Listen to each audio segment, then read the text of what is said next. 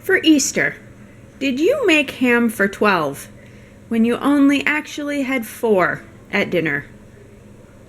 What do you do with that? I'll show you what to do with that on this episode of Chop Styx.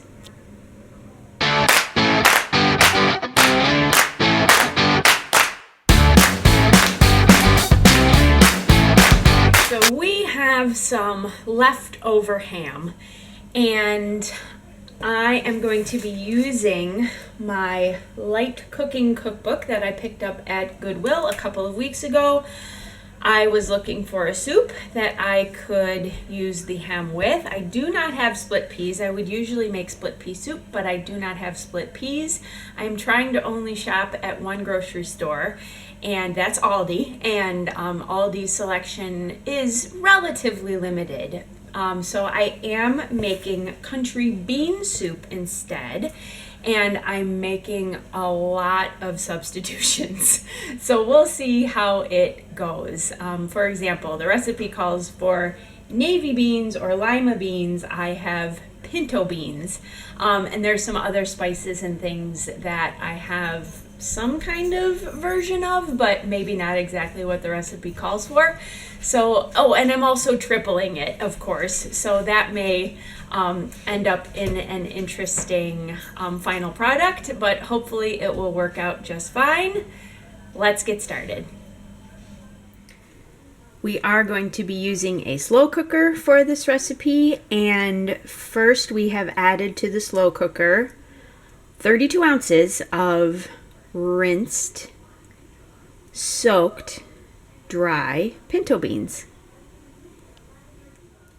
I'm going to add chopped onion to the pot, chopped ham goes into the pot, dried oregano leaves. Okay, now here's where some substitutions are going to be made. So I've got ginger paste. The recipe calls for ground ginger, so I'm going to go with fresh ginger instead. Hopefully, like I say, it will be a fine substitution. So I'm going to squeeze what I've got out of this tube, and this may require, oh, there we go. So there's some ground ginger, ginger paste. The next substitution is ground sage for dried sage leaves crushed. So I think this should be a pretty good substitution.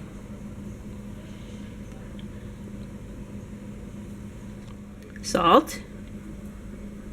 We can add more to taste later if we like. Pepper.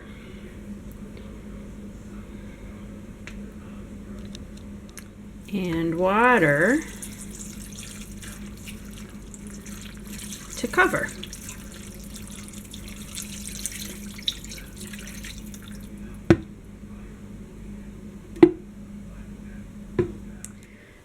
Lids on. Slow cooker is set to high.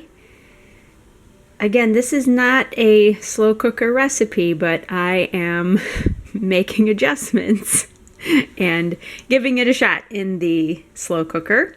So I will check back on this in about 4 or 5 hours and see how things are going. Okay, so it's about 5 hours later, and it has been smelling delicious, and I think I am actually also going to skip the part of the recipe that states add milk and butter. I think a quick little taste test showed me that that is not a necessary step that we need. I think this is all set. I may loosen it up just a little bit. It is quite thick, so I may thin it out with some pre-made chicken broth that I have, but otherwise I think we are good to go. And that is it for this episode of Chop Styx.